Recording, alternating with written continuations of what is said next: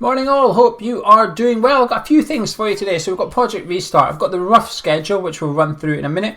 Sort of the latest rumours surrounding it as to what the Premier League are going to be doing. I've got some breaking news from Crystal. It's not breaking, by the time you've watched this it's not breaking, it's just after 10 o'clock for me, so it's breaking just now.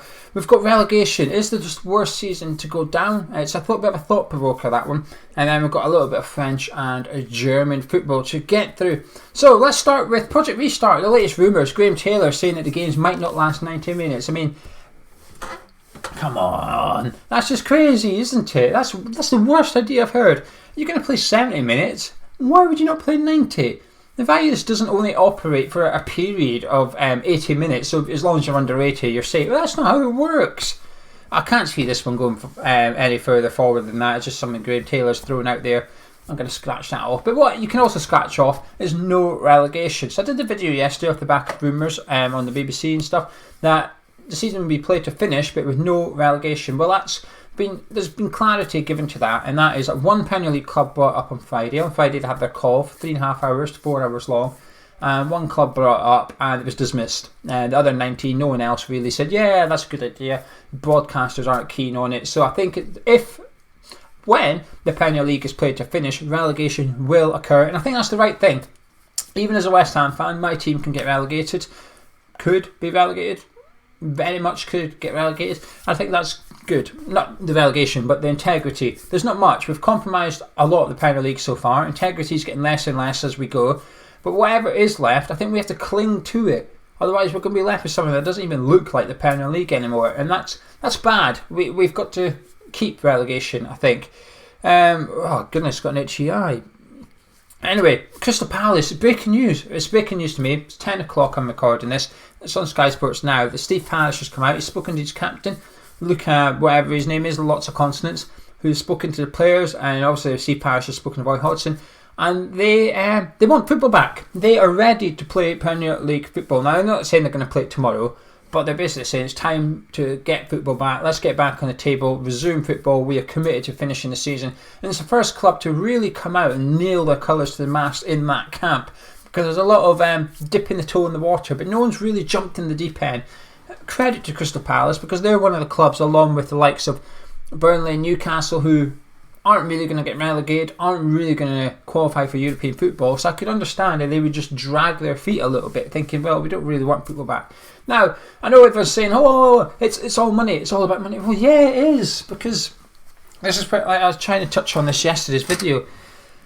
It is money, because football's a business, and businesses now everywhere are now starting to think, we need to get a little bit more, we need to start making money now, we need to get money in.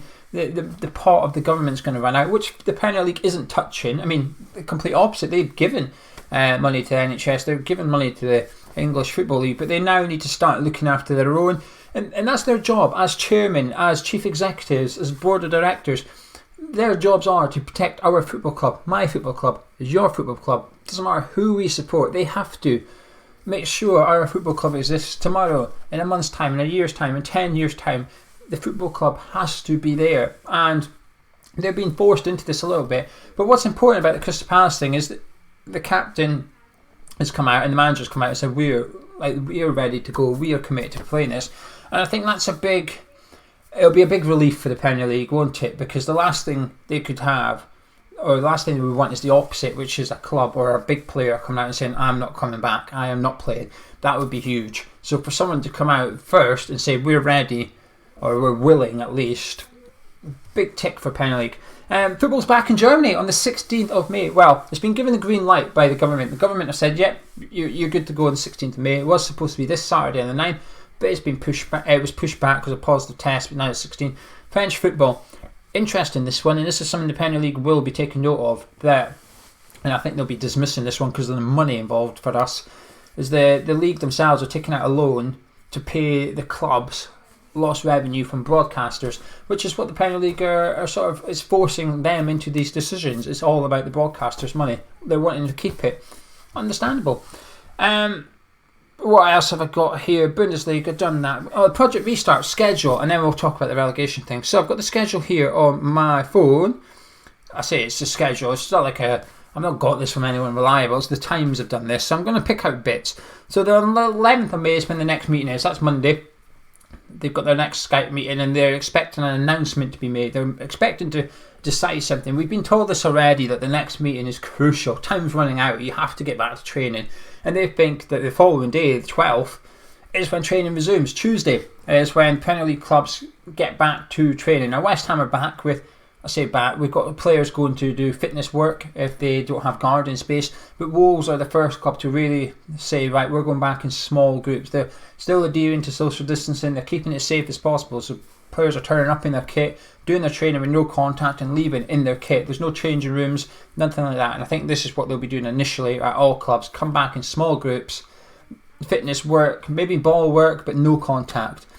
The 25th of May, so 2 weeks later, 25th of May is contact training introduced. Now this is obviously relying on other stuff, and if anything goes wrong prior to this, the whole thing's going to get scrapped or postponed or something. But if everything's going well and on target, contact training resumes on 25th of May. That will be a big week for football, really, to see how it gets on.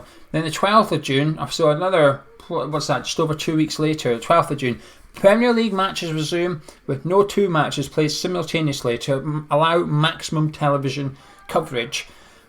I think that's a good idea, not because of the television coverage itself, but because if something does go wrong, you need to be able to cancel everything like that. So if something goes wrong in match A and match B has been played at the same time, you're going to have to stop that game halfway through or something. But if no two games are being played at the same time, if something goes wrong in match A, match B doesn't kick off, and well, they abandon their plan essentially, back to the drawing board. And then they're planning on getting it finished by the 27th of July. So they're giving it a month and a half to get all 92 games done.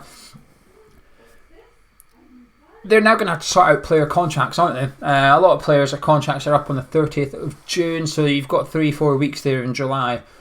Some easier said than done. You know, Zabaleta's would probably be pretty straightforward because all he needs is a month extension to his contract. But there'll be other players that'll be a bit more complicated. Ryan Fraser at Bournemouth is probably got somewhere he's expecting to join in the summer. William of Chelsea, his contract's up, heavily linked to Liverpool as well as Spurs and Arsenal. So, but he can't join one of those clubs on the 1st of July. I know he wouldn't be able to play because of Premier League registration purposes, but Chelsea need him. Chelsea need him for those 3 weeks. I mean, there's a good chance of getting Champions League football off the back of it. Then it goes on about pre-season and stuff. I'm not going to go into that too much because it's talking about next season. It's also talking about finishing this season's FA Cup, European competition. I think that's too far for now. I think let's get a plan in place, a schedule in place for finishing the Premier League, and then see what it's like as it progresses. And I think that's the right thing to do. Like I said, my opinion on football has changed. I do think football needs to come back. We need to start slowly going back to normality. Normal's never going to be here. What was normal 6 months ago? We're not going to get that for years now. But we've got to get as close to it as possible, keeping as safe as possible, because there is no such thing as safe anymore. Like I said, there's been people they've never had time off work over this process, or there are people that have had time off or are currently already back at work. I'm one of those. I had 2 and a bit weeks off. Then eventually my employer said, you've got to come back. It's a business at the end of the day. We're paying money. We need something. We need something going. So I had to go back. At work, social distancing's fine, but it's getting to and from work. It's impossible. I pass 30 to 50 people a day on the way to and from work. I stay as safe as possible, stay far away from them as possible. They do it as well, but it's the risk, isn't it? And football's going to be treated well. Regular testing, access to top care, stuff that I don't have access to, you don't have access to, and they should be, like I said in yesterday's video, they should be playing against people that have also tested negative, which makes it as safe as possible on the football pitch. But before anyone says anything, I know health takes priority over football. I know that. I just don't want to say it in every single video. But the last thing I want to talk about is this the worst season to get relegated? Well, I was going to talk about it, but I've just seen the time. This is now nearly 10 minutes. So I might keep that, because someone has said to me on Twitter about how whoever goes down this season, how do you survive? Normally you have a fire sale. Normally you get rid of a few big earners, and you get a reasonable transfer fee in, and that floats your boat for a couple of seasons. can't really do that this summer, can you? Could you imagine how much? Let's just say this is a question, hypothetical question, of course, but I want your answers to the whole video. But this in particular, if West Ham got relegated, because it looks like it's going to be played to a finish, it looks like there's going to be relegation. So if it's played to a finish and we go down, how much would we get for our top players? The ones that we'd have to sell. I don't even think we'd be forced to sell Declan Rice because his wages they're okay. I mean, they're a championship player, aren't they? Ultimately, they are what a championship player earns. But, you know, Sebastian Haller is a prime example. How much would we get for him if we got relegated? Lucky to get half the money back, wouldn't we? And it's not just Sebastian Haller. Anyway, if you enjoyed this video, drop a like on it, subscribe when you're around. Oh, whoa! I meant to do this yesterday, but I forgot, but I'm going to do it today. We've got a Patreon. If you go to patreon.com/HammersChat, the link is in the description. Now is the best time to join up. Obviously, we appreciate everybody that has joined up. You can join for as little as $3.50 a month. All the details are via the link. We've got a massive giveaway coming up for Patreons only, which should be later this week. Maybe I'm waiting on it arriving. We've bought it, waiting on it arriving. Once it arrives, we're going to do the draw, and someone's going to get a pretty damn good prize, if I do say so myself. So from as little as $3.50 a month, you can sponsor the channel. It helps us out massively. It allows us to do a few things, and some things we're looking forward to doing, and hopefully you enjoy as well. Drop a like on the video, enjoy it, subscribe if you're around here, and I will be back tomorrow. Main guns, I've got a mug of tea coming up for some of the patrons Wednesday night, tomorrow night, and we've got a championship video coming up on Friday, so hopefully we'll do a cup of tea. Well, I'll speak to Gons today actually, and we'll see if we can arrange a cup of tea, because it would be good to have a chat.